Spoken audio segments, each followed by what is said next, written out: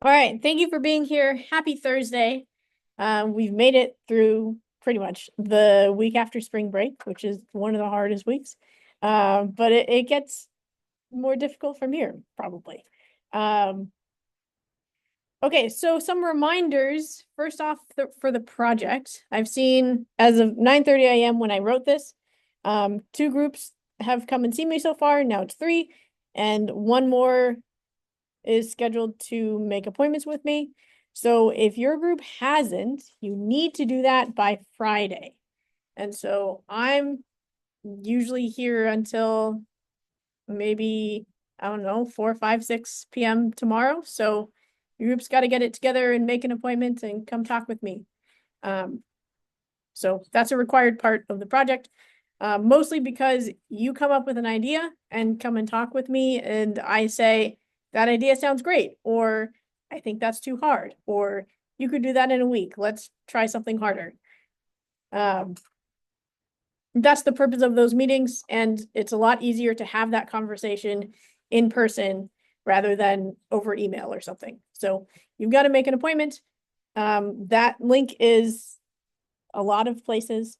Let me know if you need it, but do that. You got to do that by tomorrow. I sent an announcement about this yesterday because one group brought to my attention that there's a lot of conflicts with the student research showcase.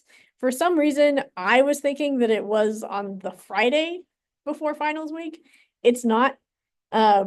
So because of that, I've taken that off as an option. If by chance you already applied, which you shouldn't have, but in case you did, come talk with me. So because of that, the last week of class will devote to these project presentations, which will be maybe a short video. Let's see, what are the options? So I have like a written report, in which case you would probably just get up and summarize it in a few minutes. A video that explains it, or if you want to make a trifold or a poster, go for it. I think that could be a fun way to convey it. But yeah, so we'll do that in class. Don't forget that you should also be working on your video. That's due next Friday. Just to remind you of some best practices that I saw as I was watching through your first ones. The best ones are short and sweet. Part of the videographer's role as you're like working together to try and talk about this problem is figuring out what information do you want to include, what information do you maybe not need to include for the sake of clarity. So like to make this video as clear and the explanations as clear as possible, maybe you don't need to go into so much detail, or maybe you need to spend 30 seconds talking about how this works. So short and sweet, should have clear examples. So I don't know, maybe not if you explained it to your grandma, but like if you explained it to maybe a first or second year student, then they would probably be able to get the gist of it. Make it fun, but you still have to have some requirements. So like you have to show the drawings on screen. You have to show the code briefly and explain a little bit about it. But other than that, those above the requirements, make it fun, make it interesting to watch. And then another thing that I saw with the first video is that a lot of times the videographer didn't submit the code, or something happened with his submission. So all group members should be responsible for checking in and making sure that everything got submitted so that you'll get all the points. Anybody have any questions? Yeah. Say that again. How big can the groups be for the final project? Less than or equal to 4. So if you don't have a group, you should get a group ASAP. Maybe by the time you leave class today, so that you can talk about it. Does anybody not have a group? Can we do a show of hands so that anyone who needs a group can try and find someone? Everyone's got a group? Great. Okay, if you don't have a group and you're too shy to raise your hands, send me an email and then I will match you together. Okay, so for today, we're finally gonna get to the packet problems. I've been really excited about this for weeks because I think these problems are really fun and interesting. So let me pull this up. Or no, not 485, it's 374. Graph algorithms packet. Nope, that's not the version. Hold on. Okay, so the packet starts with 2 pages of graph pictures. And then we get into problems. So the room's set up a little bit differently today. Maybe so I think we kind of have like natural groups for the rows a little bit. So if you want to get into those groups, that's fine. I'm not going to specify.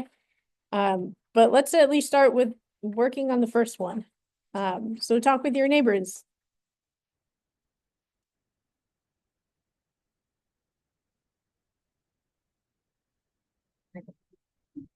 We can also move the tables around if we need to. Someone else moved them around for us. We can do the same to them. Sort it.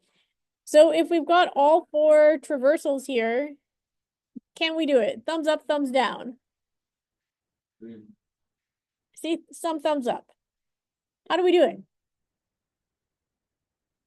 Let's make this like a group quiz type thing. How do we reconstruct the tree? Here, let's copy this. And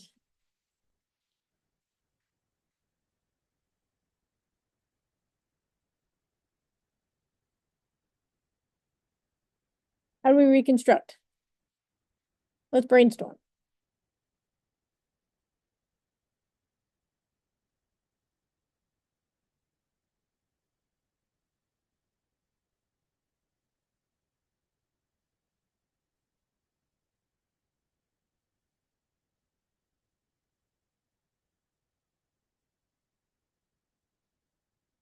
We don't know what the tree looks like. Yeah.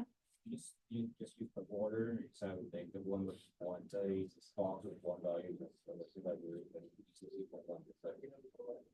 Okay, so let's draw something.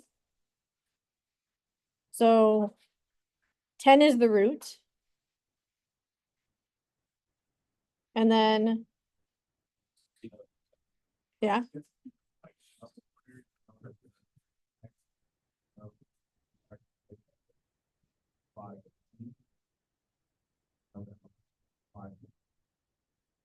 Mm-hmm.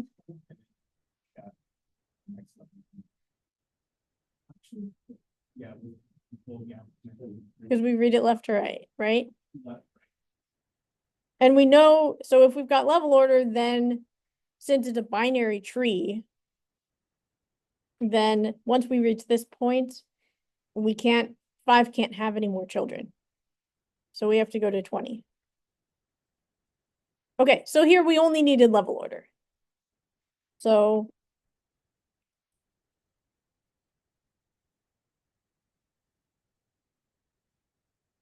right, let's say we don't have level order. No, erase them, please. Can't erase it. There we go. Okay, so maybe talk about this for a second in your groups. What if we've only got the 3 of them?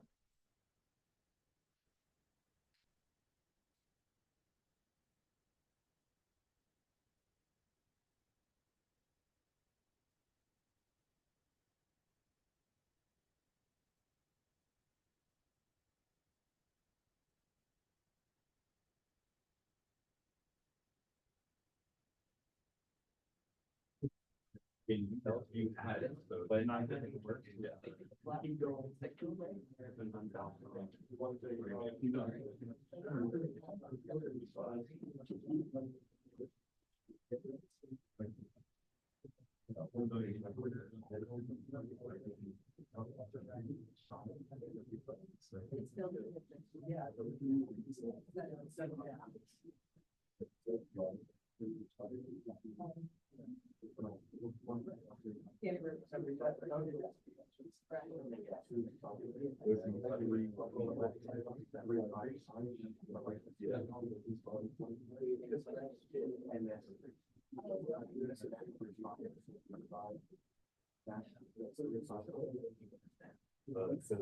Otherwise, six.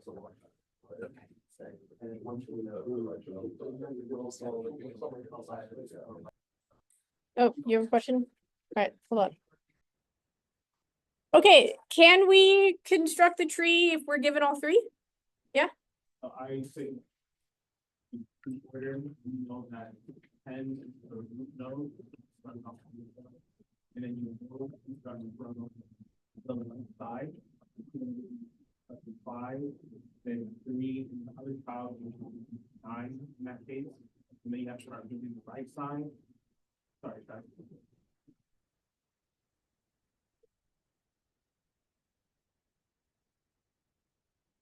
These are in the left child? Okay, because that's what that's what in order tells you, right? Or pre-order 10 gives you the root. Yeah, 10 gives root, and then start constructing the other. The left children are the next 3 numbers after, and then you can also start with in order. How do you know that the next 3? How do you know just by looking at pre-order that the next 3 are on the left side of 10? For pre-order, it is no left and right. Pre-order is start at the root. And we go down and around, and when we're on the left side, we write something down. Left side, write something down. Left side, write something down. Left side, write something down, and so on. That's pre-order.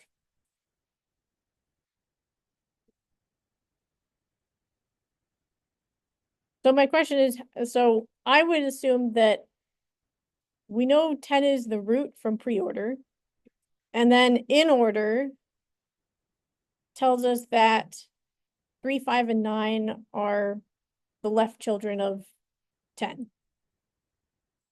Right? Because in order writes when we're on the bottom. So that's why I have 5, 3, and 9 somewhere over here. And then in order also tells us that there are 15, 20, and 25 somewhere as right children. So now we have to figure out how to order these. What should we do? Yeah. So you can reorder. Mm-hmm. 5 steps.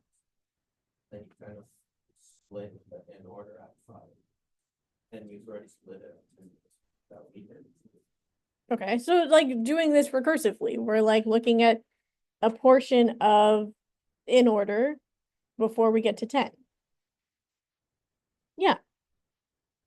So in order we go 3 and then 9. And then how do we know what so now we have 10, 5, 3, 9. How do we decide which of the right subtree is, what's the root of the right subtree? Yeah.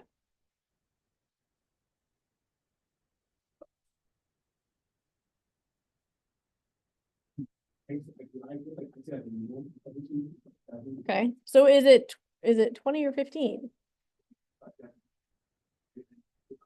greater than less, greater than the lesser value, less than the greater value. Okay, so, I will note that we're only given, and in talking with people, I think this assumption is fairly widespread. We're only given a binary tree. So there is a difference between a binary tree, which is a tree where each node can have at most 2 children. So each node at most 2 children. A binary search tree is the property where if we go left, the thing there will be less. If we go right, the thing there will be greater. We don't have that assurance here. We're only given a binary tree and not a binary search tree. Okay, I saw other hands. Yeah. What we said, we can just kind of follow the people who do reversal. Mhm. And, you'll get, like, for example, 3 and 9, the odds obviously are in place in the 3. Mhm. You can skip them, and All right. eventually you'll get to, the first number in the order that appears on the right list in order. Mhm. So in this case, 20. 20 is the root of the right subtree. Okay. And then how do we know? So we know that it's 1525. How do we know it's not 1525? Yeah. In order to reversal, that doing it that way, 25 would be less than 15. Okay. Yeah. Okay, so how do we? Okay, so that's when we know that it's not that. How do we know what it actually is? Did you have an idea? Um, If you want. yeah, if you're creating a, I mean, like what we did earlier, if you're creating like kind of everything to the left of 20 in the in order is gonna be its left children, and everything to the right is gonna be its right children. So 20 in the in order list has 15 to the left. So, and since that's the only item we know, it's the only thing as its left child, and 25 is the only thing to the right. Okay. It's the right child. Okay. All right. So here we didn't even use post order. We didn't use post order at all, even if you're given all 3. So I think the answer here is yes. So now we've got kind of an idea. So let's try and write the algorithm. Okay, I'm gonna maybe type some. So we started with pre-order and we said that 10 was the root. So first thing in pre-order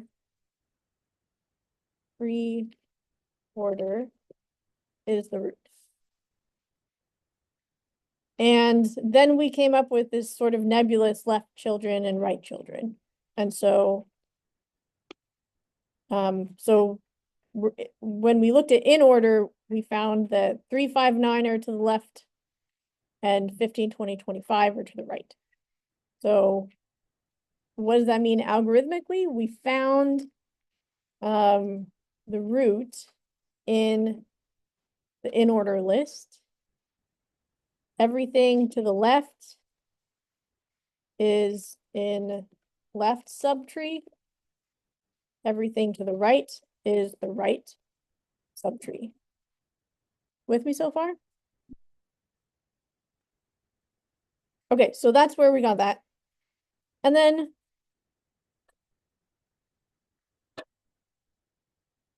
since we could write it out iteratively, but I feel like it's recursive, right? Where as we keep going through pre-order, maybe we need to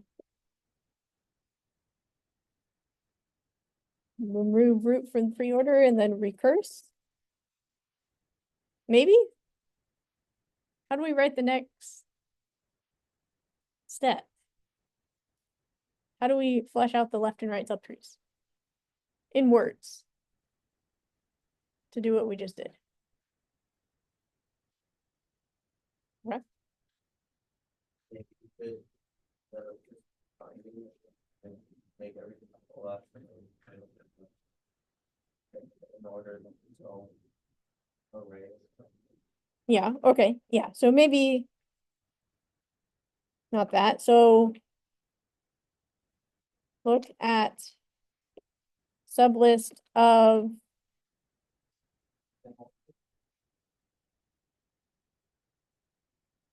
okay, so if we look at sublist of left in order, that would give us 3, 5, and 9. And, yeah, we can put the order, then go to that,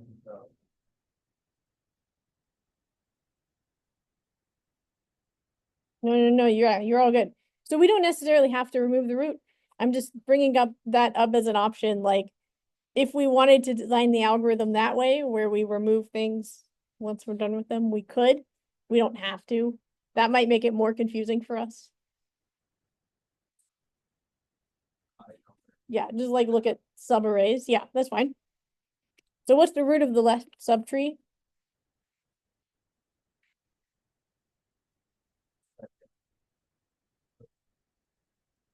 Okay.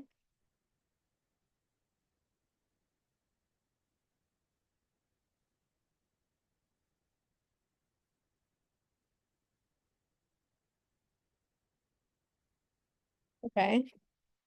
And then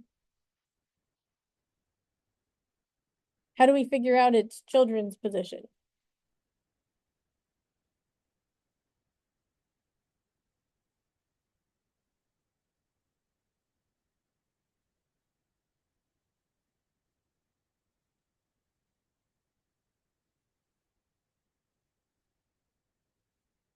Mm-hmm.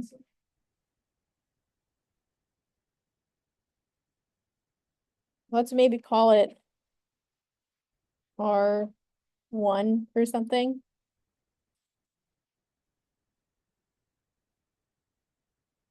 In look for R1 in order sublist.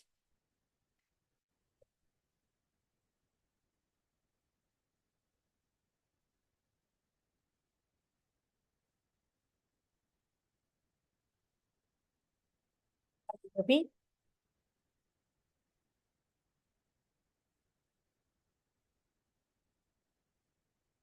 Okay, I think I would be happy with that. How do we move to the right subtree? How do we write that down?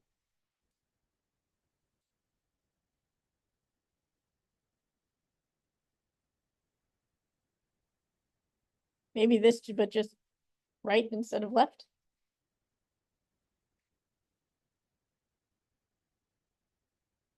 So let's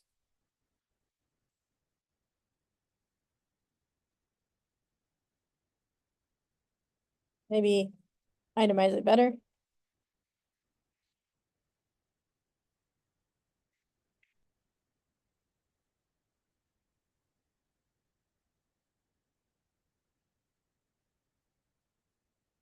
Of the right subtree, R2 is next number in pre-order.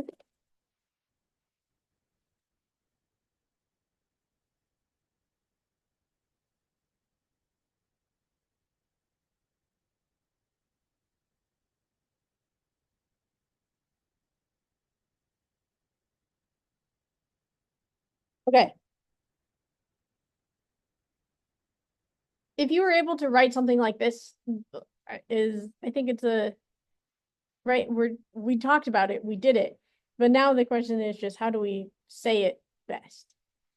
I might add some more specificity in what next number in pre-order means, or yeah. So because we've been like kind of bouncing around in order, so maybe say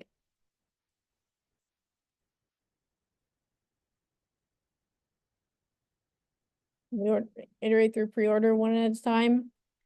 Starting at I equals 0, first thing, I equals 0, and so next number in pre-order would be I plus 1. Or I plus equals 1.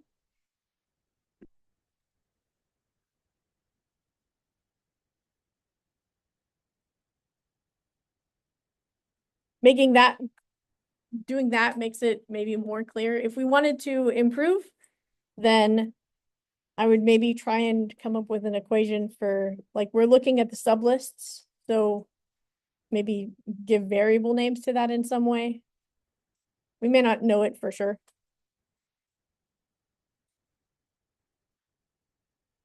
Any comments or improvements or things of clarity that we might want to add? This is also like for your benefit of, I don't know what you mean when we say XYZ. Let's make it more clear.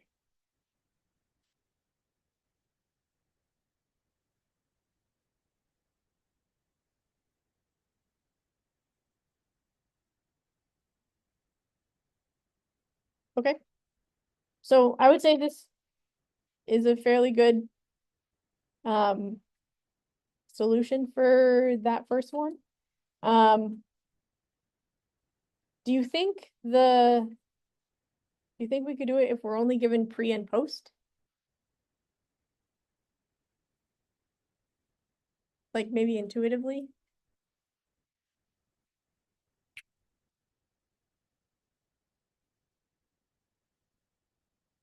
I don't know.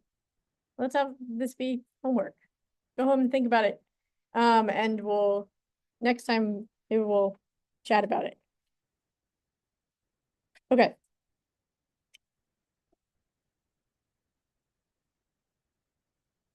Let's look at Chutes and Ladders. So Chutes and Ladders is a board game. Let's pull that up. Oh, I think I like this picture. So Chutes and Ladders is a board game where with n cells, so even though this looks like it might be n by n, it's not because each cell is numbered. So we go from, gets cut off, but like 1 is over here, 2, 3, 4 to 10. Then we go 11 down over here to what I assume is 20. And then, so we zigzag. So the n spots have been like flattened like an accordion, instead of one big long line. Or we have points where if we wanted to put it in one big long line, we could, and then there's just like quick stops from one to another. So that's how the board is numbered. And so we've got ladders, which take you from one spot and it jumps you up to another place on the board. So like 9 goes to 31, or 28 goes all the way up to 84. So those are the ladders. And then you have the chutes, which once you land on 93, you go down to 73. Once you land on 87, you go down to 24. So it can take you backwards. Ladders take you forwards, chutes take you backwards. So the goal is to move from cell 1 to cell n. To move, you throw a 6-sided die, 1, 2, 3, 4, 5, 6. And that tells you how many moves forward do you go. This explains what we just talked about. Player who lands on the mouth of a chute. So when you go from a higher number to a lower number, but for a ladder, you go from a lower number to a higher number. So let's suppose that you have rigged the dice. So you have full control over the number for each row. Maybe you're like, I don't know, 11 in Stranger Things, and you know what you're going to get every time. So you could give yourself like 6s all the time if you want. But is that the most effective strategy to get there? So I would like to know, what's the most effective strategy for you to win while minimizing the number of dice that you roll? Any questions before we break off into groups? Clarifying questions. Yeah. In real life, I think no, but here you would say yes. So assume the board is static. And remember, in this unit, we're talking about graphs. So I would assume it should be a graph. First question is, how do you represent the board as a graph? Any other clarifying questions? Confusion on how the game works? All right, go for it. All right, I just want to check in. So let's say we've got this board where n equals 10. How do we represent it as a graph? What did your groups decide? What does our graph look like? First of all, what's our vertex set? Yeah.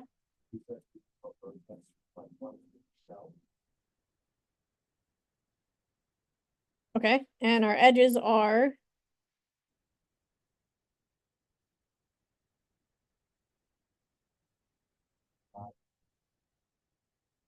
so like 4 to 6 and 5 to 3. Yeah. Okay. All right, that sounds good. Let's try and draw that.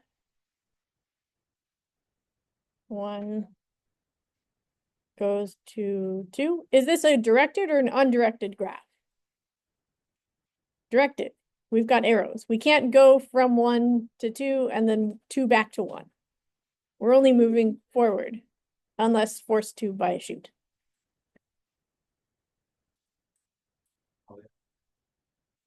Two goes to 3.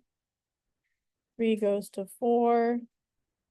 4 goes to 5 or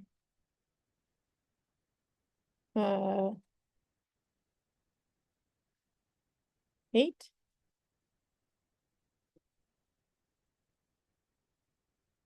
No, 6.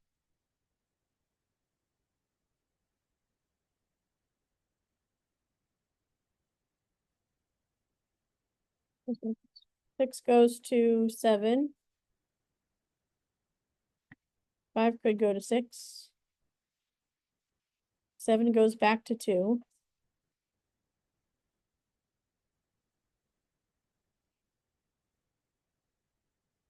7 goes. Does 7 go to 8?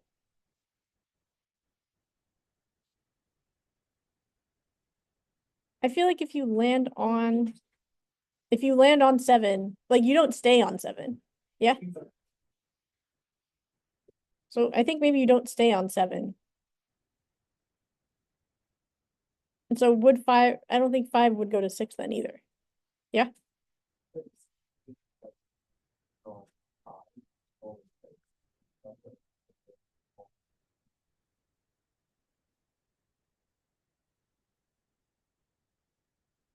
Okay. Yeah. Yeah. I thought like say like, yeah, like you're on the 3 and roll, like, two, you wouldn't land on, I thought if you land on that, you had to shoot from there. But this passed by, you got. Right. Yeah. So if you had rolled a 3, 1, 2, 3. Yeah. Okay. So I think you do need the edge. Okay. So 8 goes to 10 and also to 9. And then 9 goes to 10. 7 goes back to 2. We got that. Okay. I've got to tell you, if we draw the graph this way, there's a picture in the slides that looks a lot like this. Go and look it up.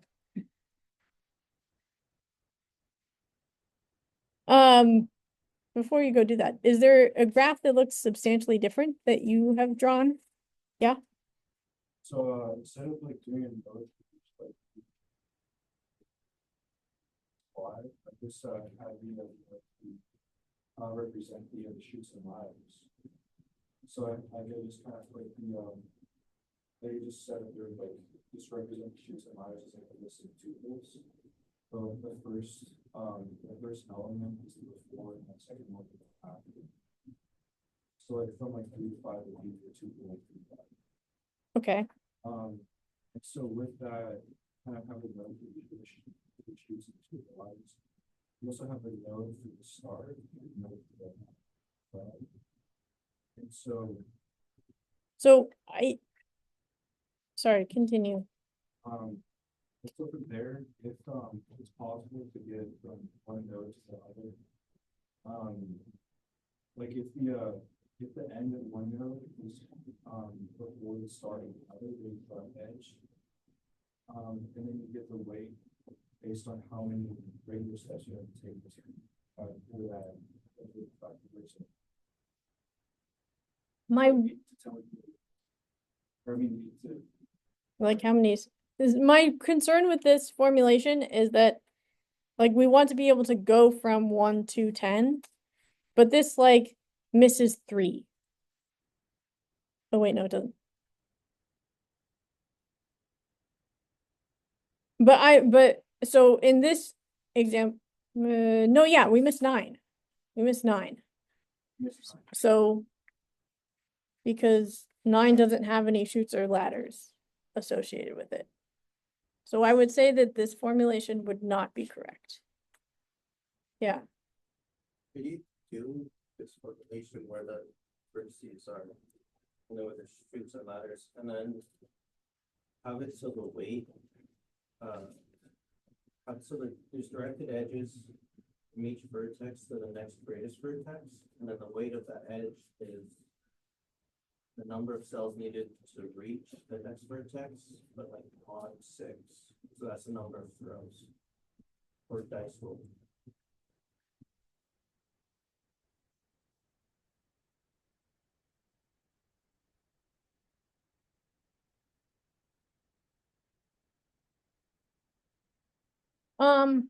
Maybe. So, it's like the goal is like from the least amount of dice rolls. Does it matter if like if we, I mean if what was it, 8 to 10 skips 9? Does it matter if 9 tries to sign it? I mean, it might be a point where like it could be possible where we land on 9 and then anything we roll is good. So that's why, and the other thing is, if we're talking about traversals, there's no way to go from 1 to 2 in this formulation. Because there's no edge between them. So start is 1. Wait, did I say that you want to have an edge between the start and each of the chutes? And for the end, you want to have the edge go from each of the chutes from the start into it. I don't think it's not necessarily possible because like what if the first chute is at 8? Or the first ladder is at 8. And that's out of bounds of the dice roll. Oh my God, I would do this like edge go from 1 to 10 and you have a weight of 10. That's kind of what it means. It's like so the start is going to each of the chutes and like the weight is just how many turns it takes to get to the chutes. Okay. I think so. Okay, so I think these formulations could maybe feasibly work. I think this formulation is simpler and easier to understand. So they may not necessarily be wrong, but like if you wrote it on an exam and I didn't understand what you're talking about, then I would mark you off. So I would encourage you to think simpler and maybe go for this orientation. Other comments or thoughts? Okay, so let's continue with this sort of as our graph formulation and give me an answer for this algorithm. So we've put it into a graph. Now, how do we do it? Maybe for n equals 10 and then for n in general. I said assign negative weights to the edges for like moving forward one spot. You have the weight of -1, where you have ladder to come forward like 5 spots, you have -5. If you like move it goes backwards, so it would be like +5. And then you would use Dijkstra's starting at 1, defining the towards the top. Okay, hold on. Let me write this down here. So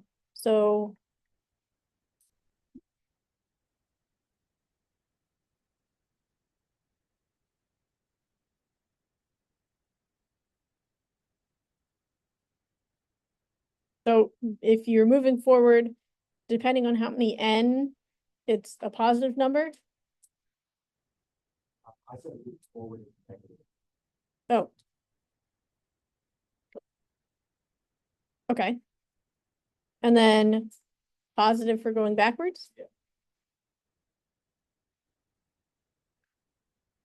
And is there like is it just -1, +1, or is it the difference in n? It's the difference Okay, on the ladder. okay. And then what do you do with it?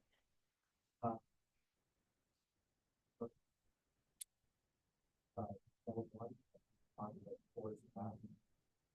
And then you do that.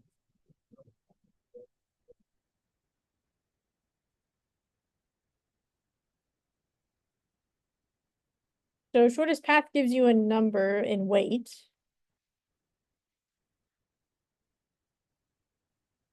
It gives a total weight. So how do you find the number of rolls apart from that? I said move the one, you can in the floor. Right, because Dijkstra's gives you that. Yeah. And So my question, I understand how you use Dijkstra. My question is, how does that give you the minimum number of rolls?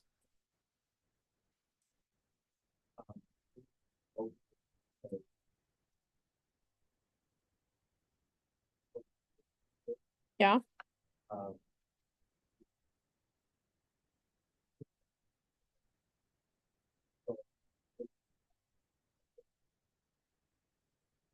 right, because so yeah, so maybe we run into the situation where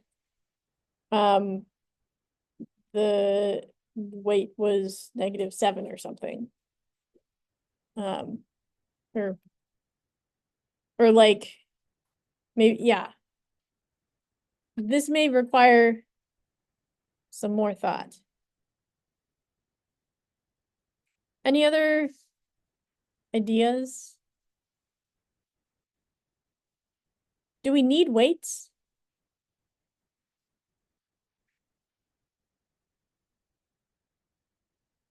Say some yeses. I'm not entirely sure that we do. I would like you to convince me. Yeah, Do need weights, in the sense that, like the chutes and the ladders don't require the use of the space, they're automatic. So it's good for determining how many rolls you're using, which is the criteria we're looking for. I think without weights, you wouldn't have that information. so my question is, could you, I mean, could just, so if like the vertices are numbered, could you do math on the vertices? just by themselves without having weights? Could that also give you the information that you're looking for?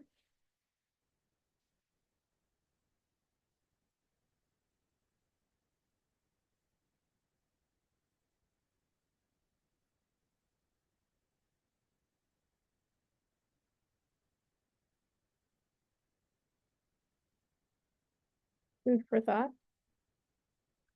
All right, so 308. So your homework is think about, in addition to project for tomorrow, deadline by tomorrow, to meet with me, think about pre-order and post-order, and think about do you need weights for chutes and ladders? Maybe look at the textbook or the slides. There might be something there to help. All right, thank you. See you on Tuesday. No, or most of you see you tomorrow. Oh, yeah.